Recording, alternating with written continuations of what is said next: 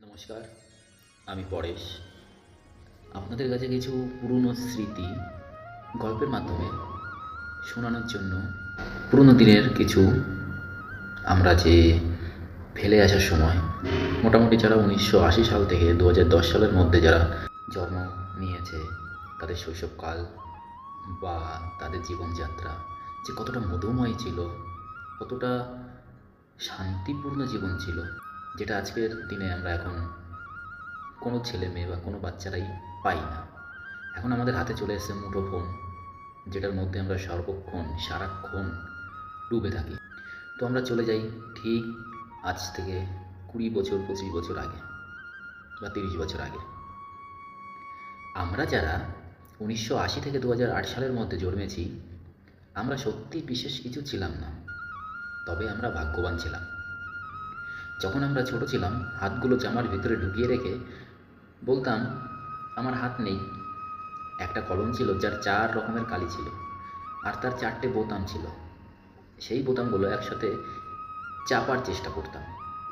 আমাদের সময়ে এক হাত সমান কলম পাওয়া গেলেও আমরা আবার কলম কেটে অনেক ছোট কলম আবিষ্কার করতে পারতাম। দরজার পিছনে লুকিয়ে থাকতাম কেউ চলে এলে চমকে দেবো বলে।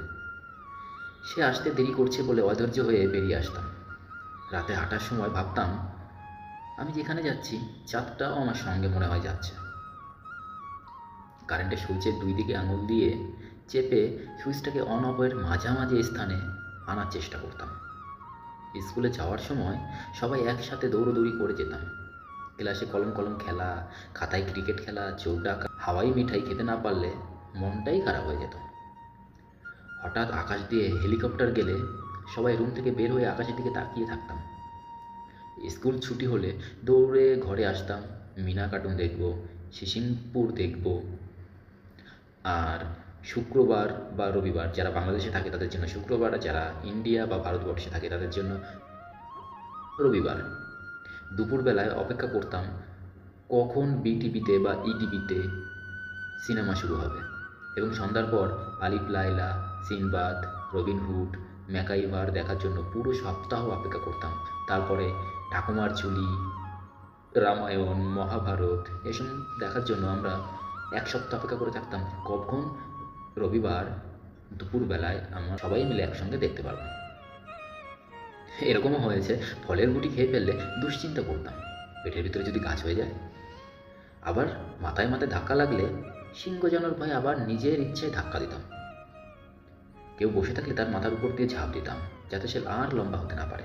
বিকেলবেলায় কুতকুত, কানামাছি, গোলাচ্ছুট, একের ঋতু না খেললে বিকেলটাই যেন মাটি হয়ে যেত। ফাইনাল পরীক্ষা শেষ হলে ফাইনাল পরীক্ষা শেষ হলে তো সকালে না সরি ফাইনাল পরীক্ষা শেষ হলে তো সকালে পড়া নেই, এত মজা লাগতো যা বলার বাইরে। দাদু বাড়ি, মামা বাড়ি, এটাই তো ছিল সময়। ব্যাডমিন্টন, ক্যারাম, লুডো না খেললে কী হয়। ডিসেম্বর মাস ও শীতকালটা আমাদের ছোটোবেলায় এমনি কালারফুল ছিল।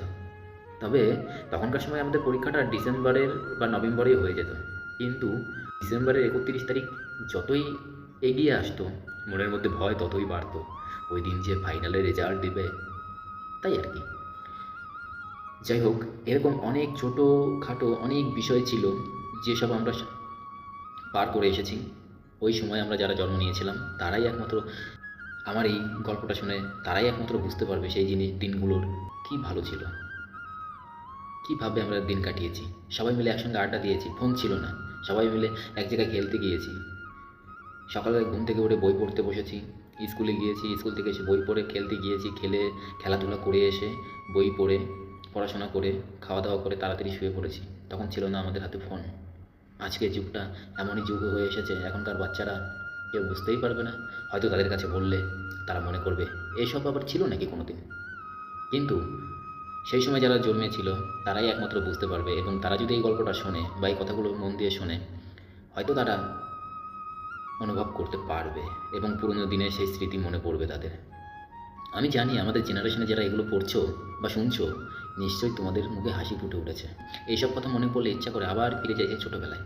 কিন্তু ভাগ্যের কি পরিহাস, আমরা এ জীবনে কেন, আর কোনো দিন, কোনো জন্মে হয়তো মানব জীবন আর পাবো না, কিন্তু সেই রকম দিন আর কোনো দিন পাবো না। তো গল্পটা তাদেরই জন্য যারা নতুন নতুন বাচ্চারা আছো, তারাও শুনতে পারো, শুনে জানতে পারো আমাদের আগেকার বাচ্চাদের জীবনটা কেমন ছিল, এবং যারা আমরা সময়টা পার করে এসেছি তারাও বুঝতে পারবে। হয়তো কেউ কেউ হয়তো চোখের জলও ফেলতে পারে। তো ভালো লাগলে অবশ্যই একটা লাইক কমেন্ট করে দিও, এবং আমাকে এগিয়ে যেতে চ্যানেলটিকে অবশ্যই সাবস্ক্রাইব করে দিও। এরকম আরও এখনকার যে ব্যস্ততার দিন, এই ব্যস্ততার সময় আগেকার দিনের কথা কেউ মনেও নেই, ভুলেও গেছে, তাদেরকে একটু মনে করিয়ে দেওয়ার জন্য আমি অপেক্ষা করে বসে আছি। তো ধন্যবাদ, সবাই ভালো থাকবেন, আনন্দে থাকবেন, খুশি থাকবেন, এবং কিছু সময় বের করে নিজের ছোটোবেলার কথা একটু মনে করার চেষ্টা করবেন। দেখবেন সব কিছু ভালো লাগবে। ধন্যবাদ, টাটা।